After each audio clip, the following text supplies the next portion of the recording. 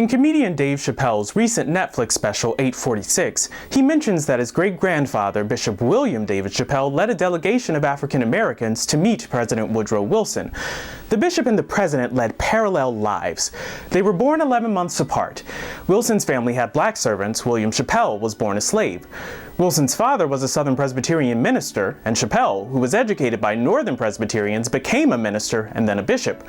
Both men became the president of their respective colleges, and Chappelle's alma mater sits just 5 blocks west of Wilson's family home in Columbia, South Carolina. They even ended up dying at the same age, 67. When they met in March 1918, black troops were fighting and dying for their country in the First World War, but that country wasn't protecting blacks from lynching in the South. Bishop Chappelle was reported to have told Wilson that his words urging patriotic duties upon the Negroes while they are lynched and Jim Crowed has the appearance of insincerity. It was a stinging rebuke of a president whose response was reportedly guarded, but very gratifying. The delegation left Wilson with a letter asking that lynching be made a federal crime. The letter's last line reads, "We beg you to act." But the president didn't act, at least not right away.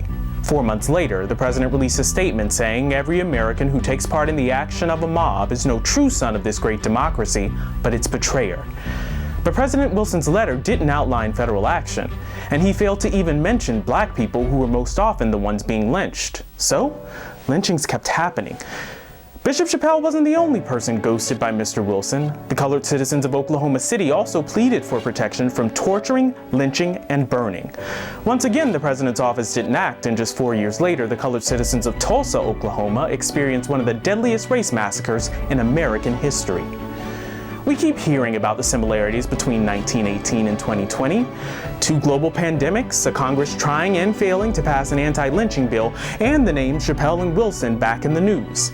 In 2020, it's Dave Chappelle commanding an audience his great-grandfather never did, and the name of the former president of the United States being removed from buildings at Princeton.